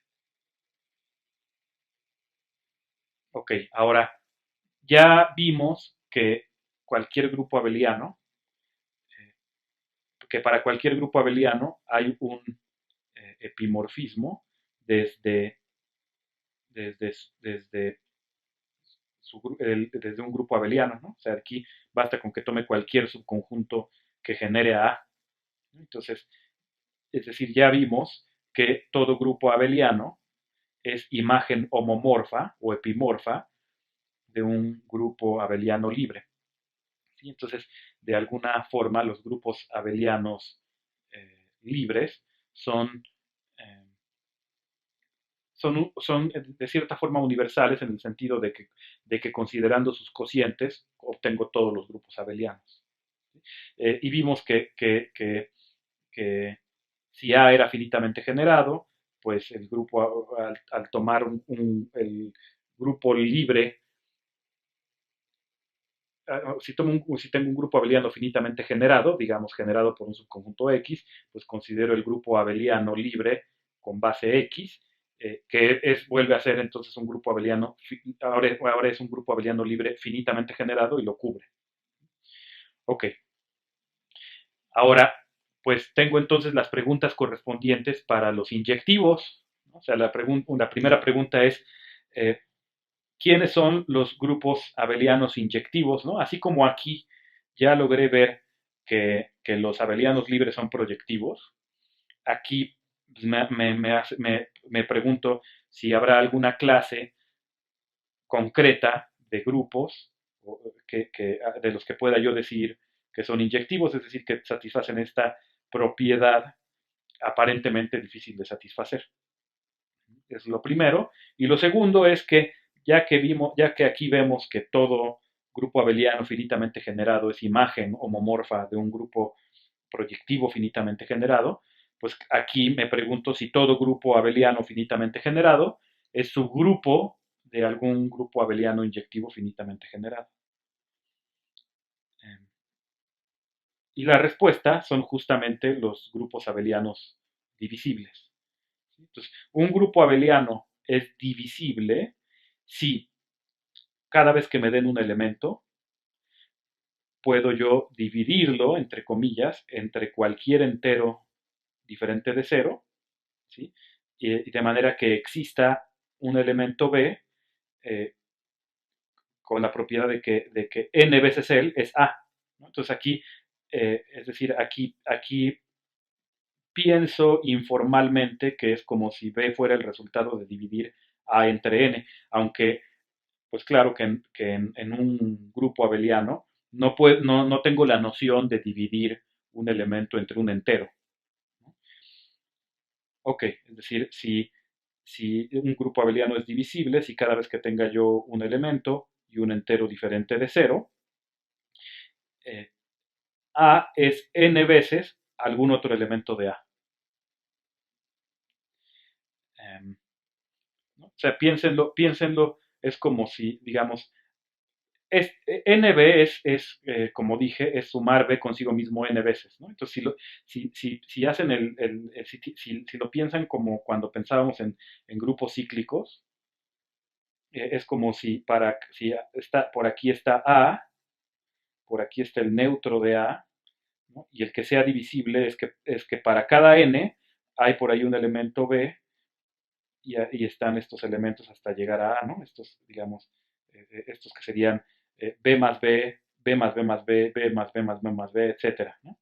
Y es como si entre el neutro y A hubiera como los huecos suficientes eh, para poder ver A eh, como múltiplo de algún elemento. Y eso es para cada n. ¿Sí? Eh, Ejemplo, pues Q es divisible, y eso yo diría que es obvio. ¿Sí? Por ejemplo, si me dan P entre Q, ¿no? Y me dan N, pues este es N veces P entre NQ. ¿Sí? Y de hecho, si se fijan, esto es consistente con el dibujo que acabo de hacer de que entre 0 y A están estos elementos. Ejemplo de algo que no es divisible, pues Z, ¿no? Por ejemplo, si yo doy el 3 y pongo n igual a 2, pues no, 3 no es 2, no, 3 no es 2 veces alguien, ¿no? O sea, porque 3 no es par. Okay. Entonces sí, claro que hay grupos divisibles y grupos no divisibles. Eh, y el teorema, digamos, me da la relación con la inyectividad, ¿no? Justamente esta es la idea de la inyectividad, la idea más o menos informal, concreta de la inyectividad, pues es justamente que entre 0 y A, recuerden lo que dije de que Y es suficientemente grande, ¿no? Como para aceptar extensiones. ¿No? Eh, y es este dibujo al que me refiero. Más formalmente, tenemos este teorema. Para un grupo abeliano, arbitrario son equivalentes que sea divisible y que para cualquier subgrupo H de Z, todo homomorfismo que salga de H hacia mi grupo pueda extenderse a un homomorfismo que sale de Z en A, ¿no? O sea, observen que esto es muy similar a la condición de inyectividad en donde este es Z y este es H.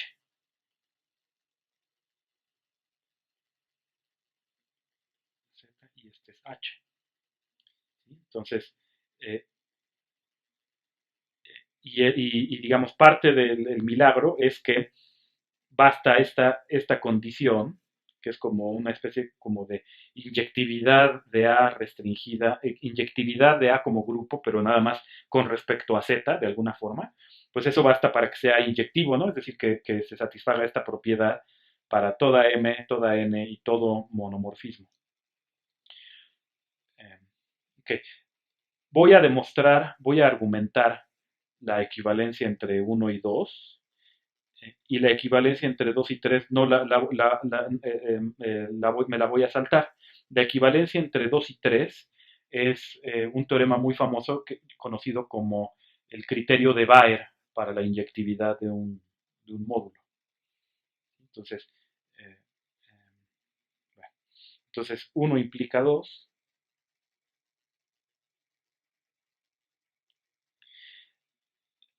Pues vamos a ver. eh, Supongamos que A es divisible y tomen un homomorfismo, ¿no? Entonces, tenemos nuestro homomorfismo de H en A. Eh, sabemos, sabemos que H es de la forma NZ para alguna N.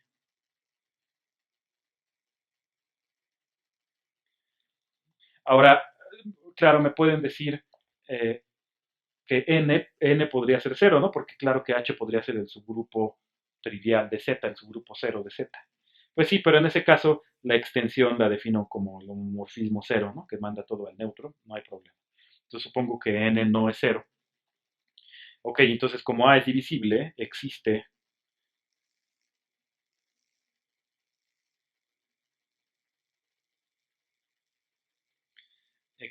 un B en A con la propiedad de que A es NB.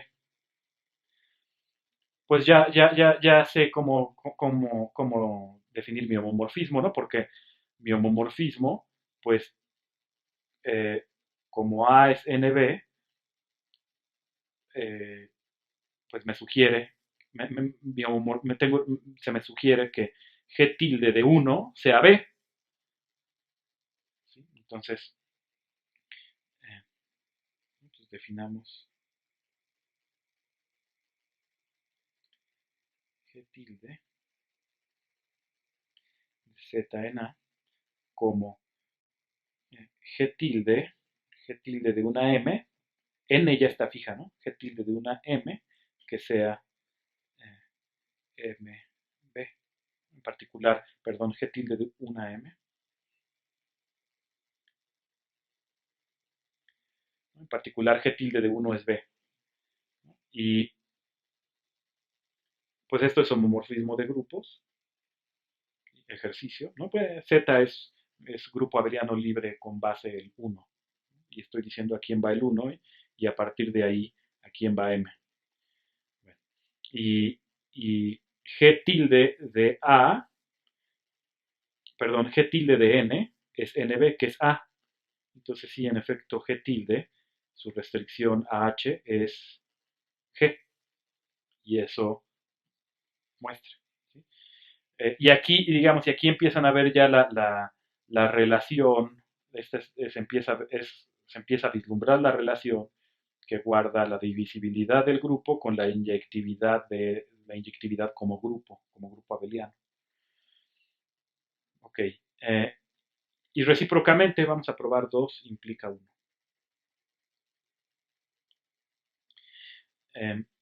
Pues y tomemos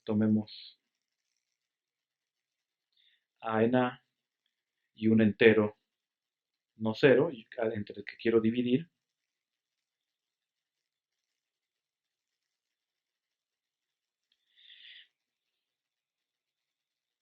yo quiero ahora mostrar que existe el B con la propiedad de que NB es A, y lo que yo sé es que todo homomorfismo que sale de algún subgrupo se extiende. Pues el homomorfismo que se me ocurre, ¿qué homomorfismo se me ocurre? Se me ocurre enviar NZ, ¿no? Enviando N por 1 en A, ¿no? Observen que NZ de nuevo es abeliano libre, su base es el conjunto cuyo único elemento es N. Entonces definamos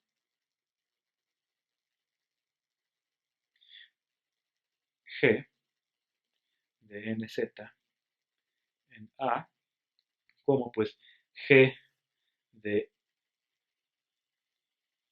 M de Mn que sea MA.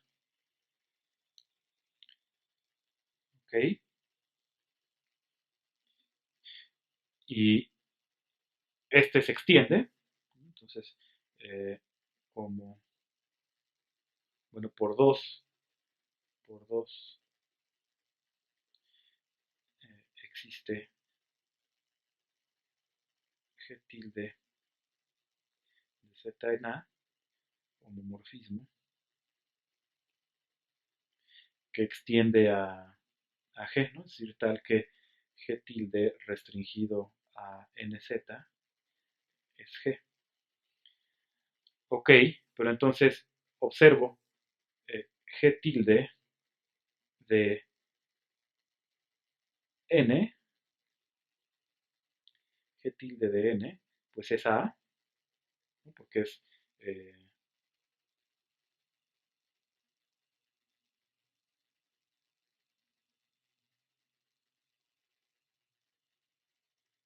G tilde, perdón, G tilde de N es G de 1 por N, que es A, por un lado, y por otro es G tilde de N por el entero 1, y esto es G tilde de, o sea, esto es 1 sumado consigo mismo N veces, G tilde es homomorfismo, entonces la N sale, y esto es N, G tilde de 1, y ahí tengo ya mi elemento B, es G tilde de 1, y así A fue divisible.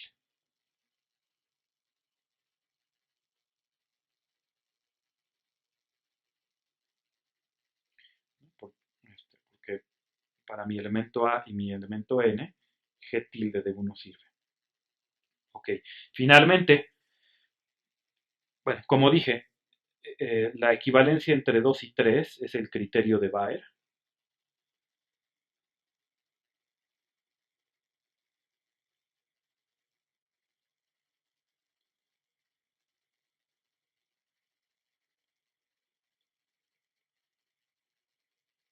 Que no voy a demostrar en esta clase. Y finalmente, ya sabiendo que los divisibles son justamente los abelianos, voy a mostrar que todo abeliano finitamente generado es subgrupo de un inyectivo finitamente generado. No tengo más que mostrar que todo grupo abeliano finitamente generado es subgrupo de un divisible finitamente generado. Ok. Ahora, eh, pues supongamos que A es finitamente generado.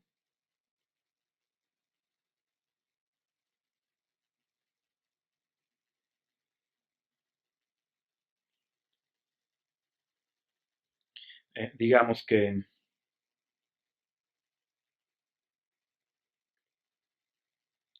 X es un subconjunto finito que lo genera. ¿Sí? Y entonces tenemos entonces el homomorfismo que vimos hace un rato del grupo abeliano libre con base X en A, que extiende a la inclusión, ¿no? Y que así las combinaciones lineales formales de elementos de X las envía a ellas mismas, pero ya como combinaciones lineales de facto en donde sí opero en A. Ok, tenemos ese que es un morfismo suprayectivo, ¿sí? Y entonces A es isomorfo a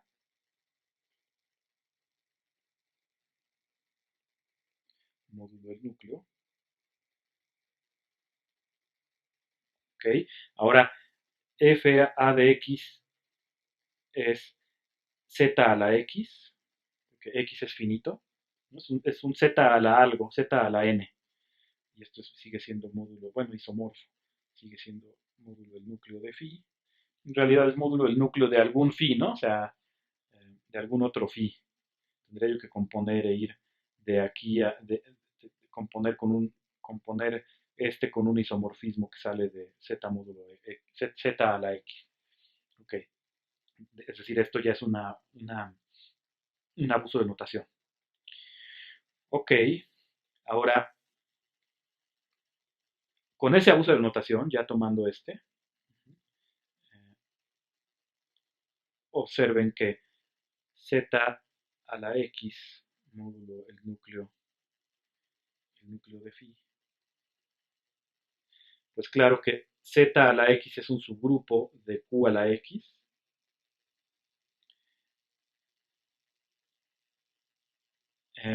y q a la x, el núcleo de phi entonces sigue siendo un subgrupo, ¿no? O sea, este es subgrupo de este, entonces este al ser subgrupo de este por el abuso de notación, pues es también subgrupo de este, y el homomorfismo inducido es inyectivo. Entonces, digamos aquí pongo iota, y iota es inyectivo, es un homomorfismo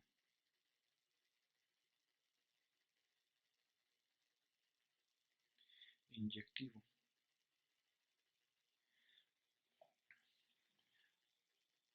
Ok, y ahora este es inyectivo. ¿Por qué? Porque es divisible. Este es q a la x, o sea, es q a la x, ¿no? Este es el conjunto x, no es qx, no es el de los elementos distintos de cero, ¿no? Este es q a la x, o sea, este es q a la n, donde n es la cardinalidad de x. Ok, ahora q es divisible y entonces este también es divisible, piénsenlo. O sea, si, si para cualquier racional y cualquier n, si para cualquier racional y para cualquier n existe otro racional con, eh, que se satisfaga esto, pues entonces, pues también para esta clase, ¿no? O sea, para esta clase le tomo el R. ¿Sí? Y le tomo el R, para ese R le construyo el S, ¿ok? Y luego tomo su clase. Y como ya se cumplía la igualdad sin haber tomado clases, pues ya ahora tomando clases, pues digamos con más razón, ¿no? Entonces, claro que este es divisible. En otras palabras, lo que acabo de probar es que cociente de divisible es divisible, ¿sí? Y por lo tanto este es inyectivo, ¿sí?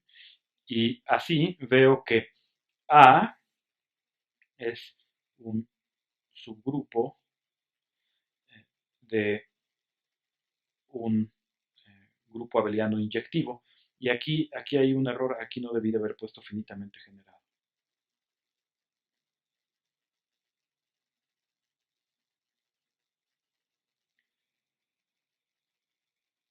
Ok, y eso es todo